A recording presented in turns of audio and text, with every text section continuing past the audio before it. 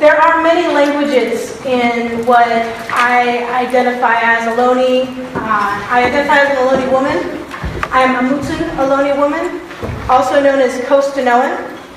But in that is just one language of an area that we know as the Bay Area. And when people are like, so are you an Ohlone tribe? Are you a Coast-to-Noan tribe? Or are you a Mutsun tribe? I saw a map that has 8 languages. And are they all different tribes? But why are they all Ohlone? And it's taken me many years to learn about that, and I'm still learning. So I am of a community who's understanding and privy to a lot of that information so I can share what I have learned. But for many people in the Bay Area, they're still learning too. And a way I simplify the term Coast-to-Noan or Ohlone. Coast-to-Noan is what the Spaniards call us. They saw coastal peoples and said Costaños, which later American, English, Spanish, Costa-Noan or Costaños. And then Ohlone, through research, was Ohlone was a singular village in the east, in the San Mateo, East Palo Alto territory. One village site, but that name was an indigenous word. And while documentation was very rare when it came to native peoples writing, thanks to colonization and paper genocide and all this fun ways that we dismiss original peoples, we hang on to that. And so I would proudly present that I'm an Ohlone person. Though that's kind of like saying, this person is from San Jose and this person is from San Francisco.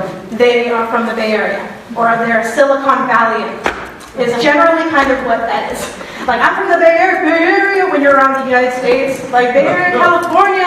Or if you're in NorCal, so, that's how you identify. But then you're like, well, I grew up in this area. I grew up in this town by this elementary school, and where you find where your core and your community are. Your mother, your father, your grandparents are from the same area, and then you start identifying deeper and deeper. That's the connection that we have. Though with indigenous peoples, this is more than 100, 200, 300, 400, thousands of years. So we all know that tune. In 1492, Columbus sailed the ocean blue. Who did he run into?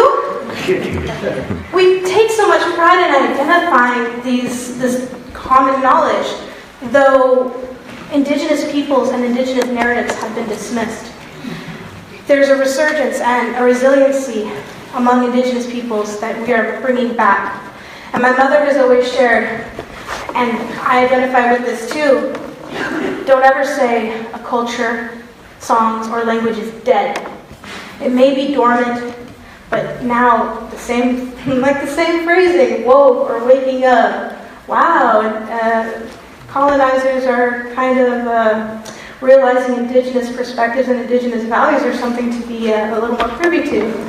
A lot of times I use humor and sarcasm because I'm a coyote. And I tend to do that.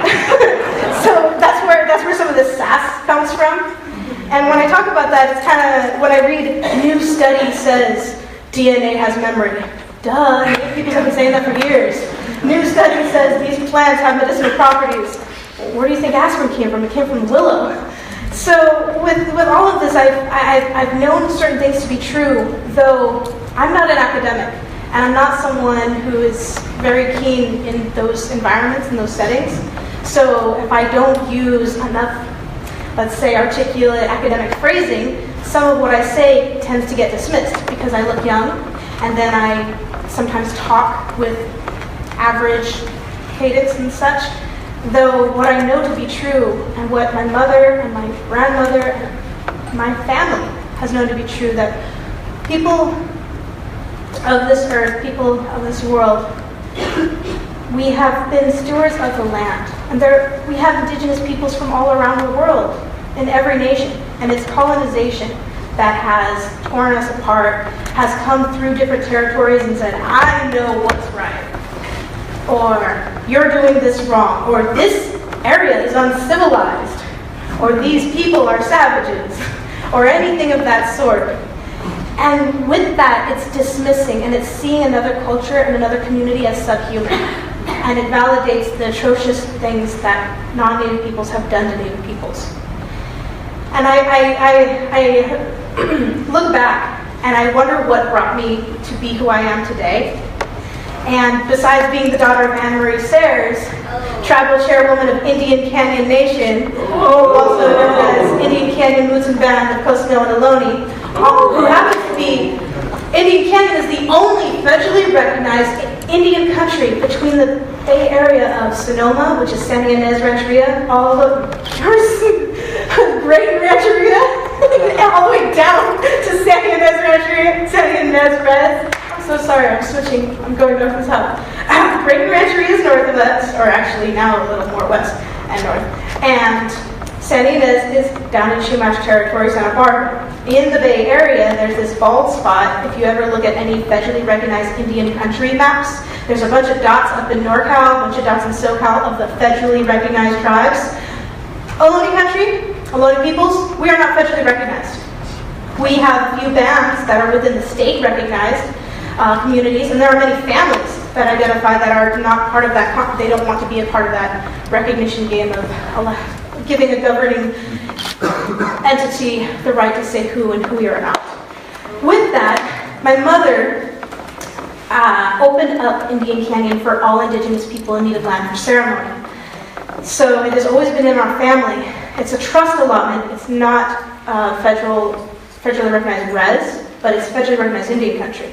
And with that, it has been a safe haven for the Indigenous peoples, especially during the 1800s, or at least late 1700s when the missions came through. The natives, our cousins who sought refuge from Mission San Juan Bautista and the mountains, came through and sought haven. And Cienega Valley was known as swamplands. So it was very hard for the Spaniards to traverse the land that they were unfamiliar with, to hunt down those natives. Now, when I said I try and see what brought me here, one, today in this position, but also who I am and who I present myself to be, besides being the daughter of Anne Marie Sayers and having been lucky enough to be in that environment, when I was 5 and I was going to school, I was proud. I was like, I'm a Native American, I'm an Indian, I'm surrounded by Native peoples. I told this to a young boy at my elementary school, and he's like, if you're Indian, you're dead. I kind of freaked out. I started crying. I didn't know how to react. So my mom had to deal with me because I was crying, and the teacher brought me to the office, and my mom came. She didn't know how to, well, she knew how to deal with me, but she brought me away from my tears by tickling me, and I was kind of like mad, like, stop! And she tickles me, and I'm laughing. And she goes, well, you're laughing, you're living, you're alive, and you still are Native. You are a young American Indian girl. He doesn't know. He doesn't know. And I was just so angry that he ripped away my identity, and he didn't even know any better. And we see that happen a lot. And sometimes in a fashion that's, maybe sometimes we don't even know it. We don't know that we may be perpetrators of dismissing another culture.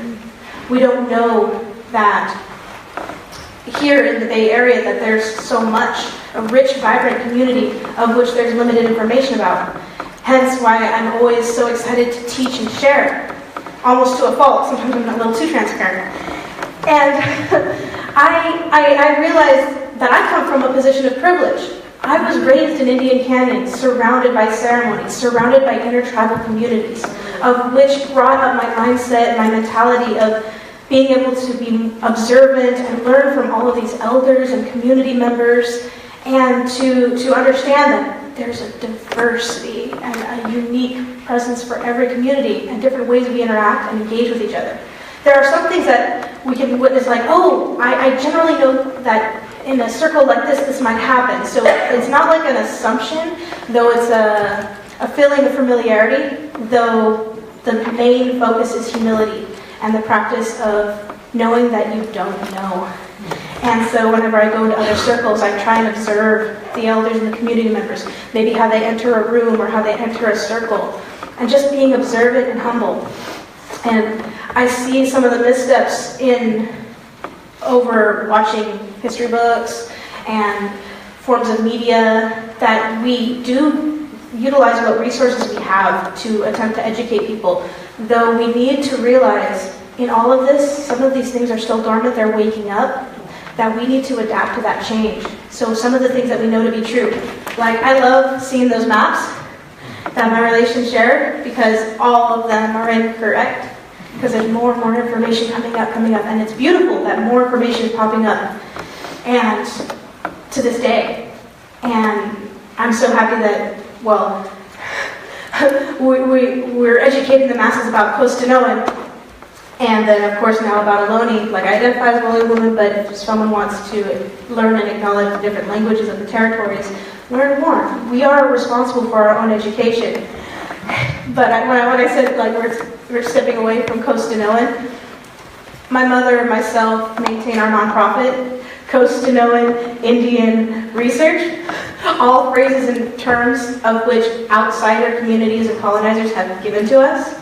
The reason we hang on to it, and this is my own personal statement versus what my mom shares, is with the documentation that has been done out there, even with federal regulation, American Indian people are referred as American Indian. So if we were to change and go politically correct, some of those contracts would be null and void. Or same thing with Costanoan. If I start saying Ama Mutsun or Mutsun Mukurma, many people are like, what's that? What is that? I don't know what that means. Ama Mutsun means Mutsun people in my language. And what I realized with other intertribal and indigenous communities, when we start becoming more familiar with some of our languages, if our languages have been documented, some of the people really just want to be called people.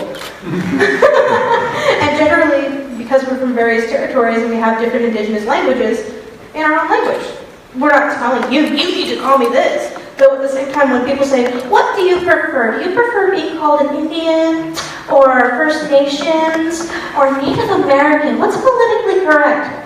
Well, I would generally, she says, what do Native peoples? Like I could be a spokesperson for everybody. And I could say, I have no quarrels with any of those, though at the same time, if you're going to say, what do you call these peoples?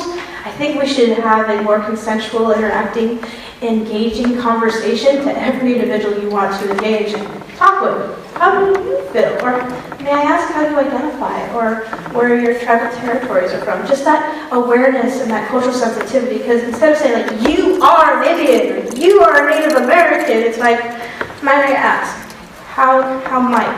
It's just a nicer interaction. And I was going to go off on a silly tangent and talk about all the current projects I'm working on, which I would probably take up all the time. So I want to hit highlights. The fun, great highlights. One, I want to give a nice, strong O to Emmy for holding this down, bringing us together. Oh!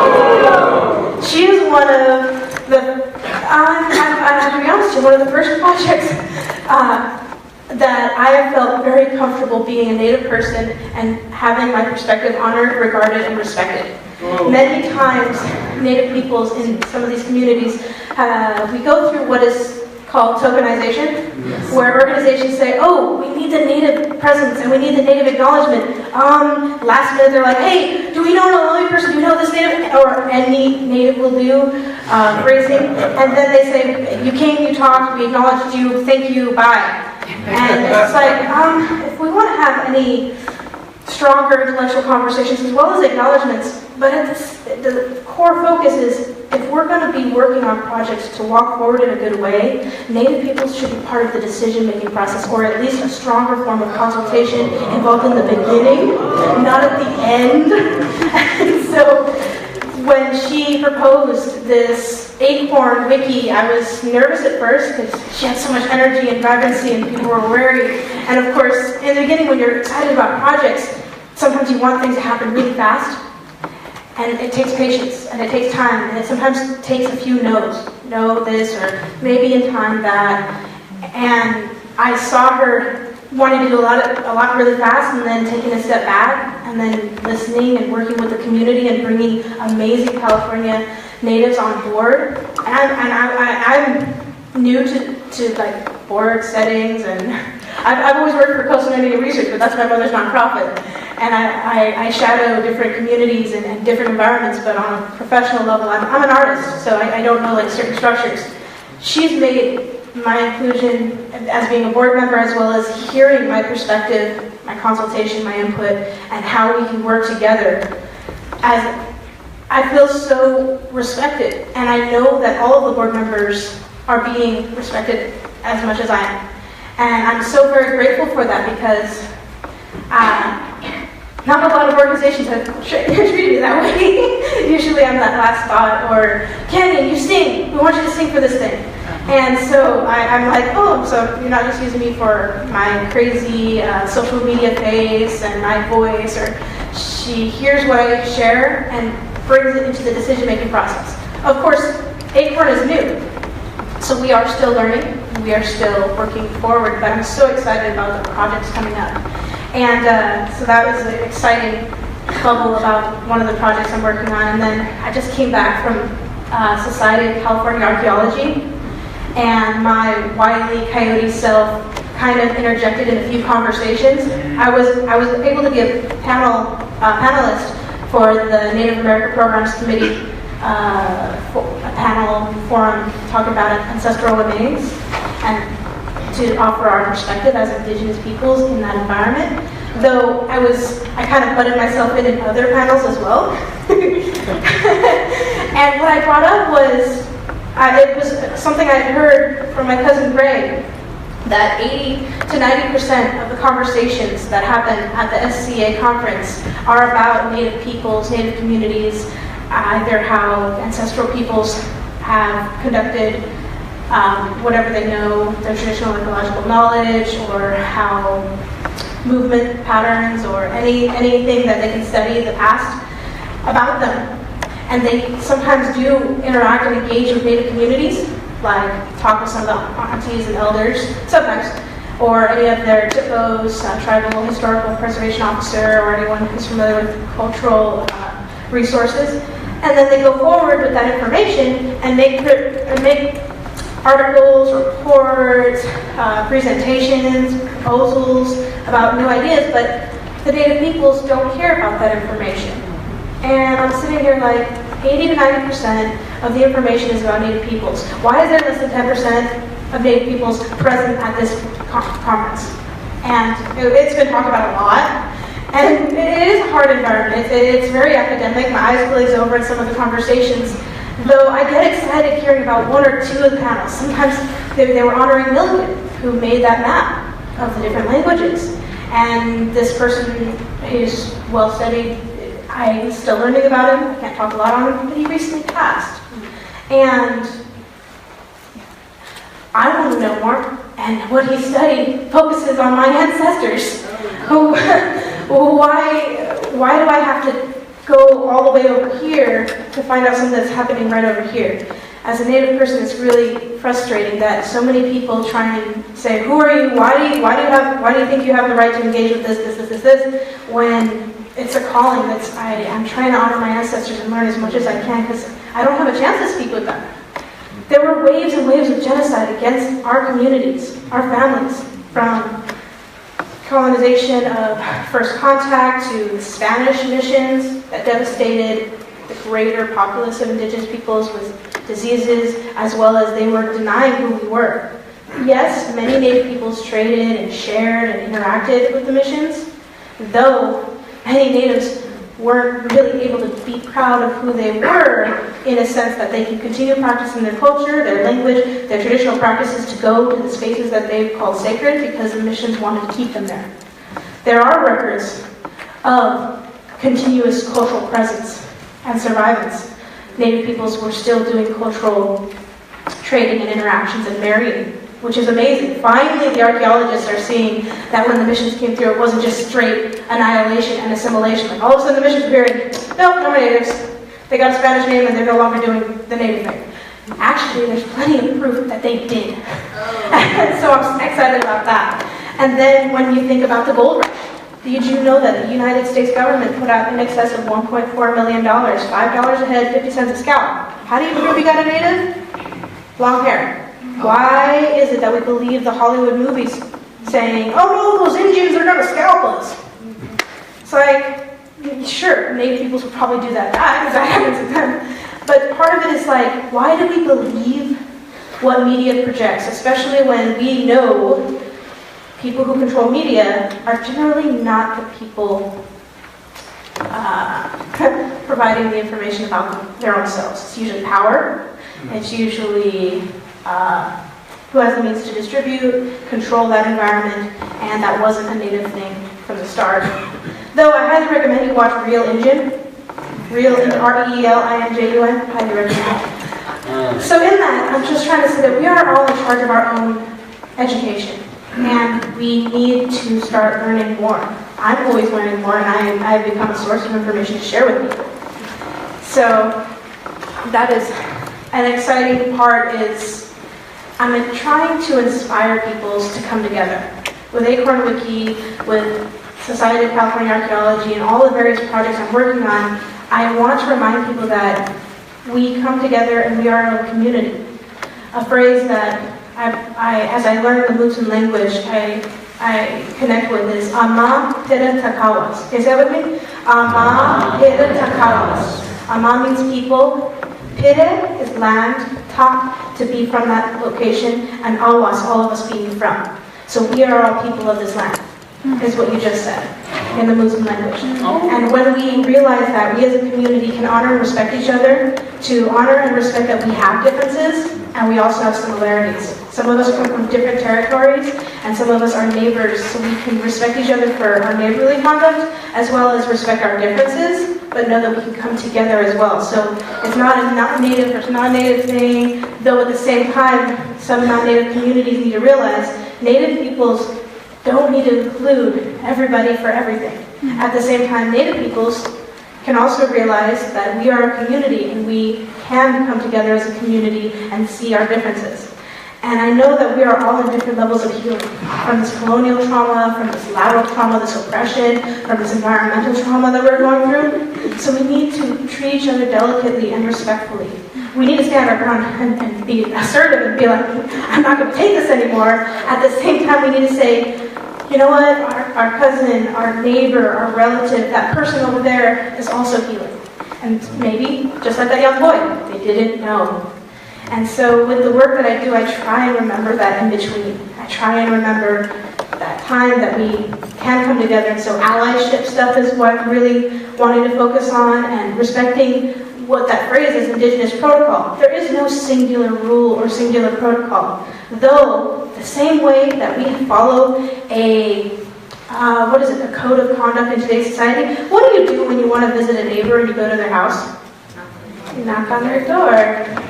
Where did that rule come from? It's seemingly common decency. It's something that we were brought up to believe and understand and know true. Very similar happened within our native communities, our home territories. If we were visiting, if we were traveling through, if we were hunting, if we were wanting to trade or get medicine, we would be humble in this interaction. And of course, we're humans.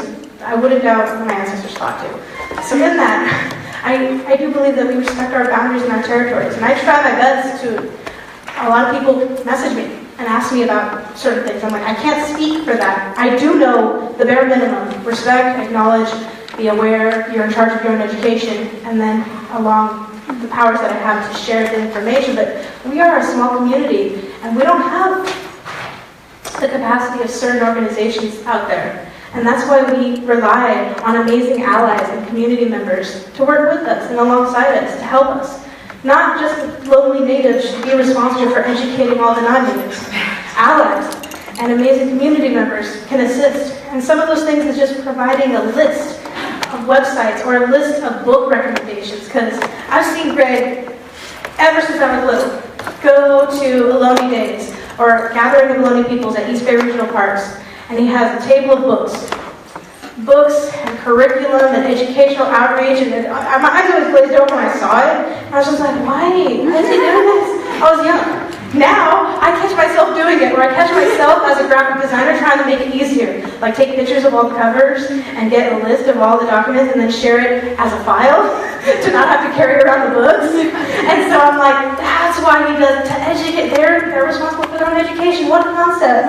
I don't need to school everybody or teacher, but it's not my responsibility. At the same time, I can offer my input and my insight. So as a marketing, educational, entrepreneur, native person who who I always attempt to honor my ancestors as well as be my own independent native person, a cousin of mine created a little figurine that is an accurate depiction of a native, a California native who identifies as Ohlone. He's called #RoamingOhlone. But you guys, are you guys familiar with that little army guy? The little army guy is kind of that was in Toy Story. There's one that was a native, and he's wielding a tomahawk, and he has a little feather, and he's wielding a tomahawk. You're not fully sure what tribe he's from, and most of the native depictions out there have been made by non-native people. You see those sexy shirts with the woman with the headdress. It's like, I am Native American. Though that headdress is not my community, though I don't really think a scantily clad or hypersexualized woman who has fair skin should be wearing a headdress. And I learned about it, and I realized, okay, that pattern of headdress is from this territory, and of this, it's not really respectful. What can we learn about it? So that's where conversations of native appropriation come from.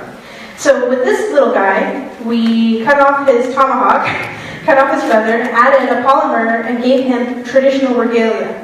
So I highly recommend, if you ever see Native peoples dress differently or uniquely, please don't say, I love your costume. Please don't say it. If you don't know what to say, say, I really love what you're wearing. Or may I ask what you're wearing? Or if you meet someone, let's say, well, this is my medicine that I'm wearing, this necklace, I also call it my regalia. Regalia is a phrase that identifies indigenous or traditional dress. And my regalia is, well, today I'm in contemporary regalia. But I mean, there is traditional regalia. This key is an accurately depicted figurine holding a clapper stick. Did you know that Californians did not have hand drums? We had foot drums, we had stump drums. And we have, just like my cousin said, clapper sticks. So I'm trying to, as I educate and share, we use this tiny little piece of media, this little trending hashtag of a figurine who gets into conversations, and he's part of like that little selfie movement. So after this event, I highly recommend you take a selfie with the Roaming Ohlone and follow his adventures. He's met Waynona Ledoux. He's met, you ever heard of the 1491s? He met Tom Goldtooth. He met Myron Dewey of Digital Smoke Signals. He wasn't with me when I went to Standing Rock. He went with me to, did he go with us to Muckleshoot? Did he go to Washington? I can't remember. Yes, he went to Washington. And he met the Canoe Journey community. And so he educates people. And something so simple as a toy. Something simple to educate. And it's fun and interactive. And then I can get serious and talk about decolonization and re-indigenization of our nation. And so I would love to get into conversations with many of you. But I want you to know that I'm just saying we are all responsible for our own education. And with that, you can find the information that I've searched for. You can find other means of being helpful and connecting with our communities. And we are diverse and different. There is not a single uniform way that we say this is how to do this or this is how to do that. But there is communal consensus. And that's how we are interacting. So with Emmy and our community, similar to how you brought offerings, thankfully Emmy and also the offerings that you brought to the door help our travel and our energy and our effort. But just like that, when people visited my mother, they bring an offering saying, thank you for letting me visit, or thank you for allowing me some of your time. And they would bring an offering. Sometimes as simple as a pouch of tobacco, or maybe some leaves from their garden, or something that they created. Or if they are an educational project or an organization and they get a grant, then they say, here's an honorarium for your time, your travel, your effort. So it's that reciprocal energy. So we're a little humble and shy when we see all these gifts. At the same time, we realize This is how we start teaching our community. It's not like, you must give us these things. It's a reciprocal energy of saying, this is what we offer, and thank you for sharing knowledge, time, and effort, and energy. And so I try and remember to offer that teaching tool. So when people say, like, why are we doing this? Or what is that for? I can be like, oh, I'm familiar with it, but other people are not. So I want to say thank you, and oh.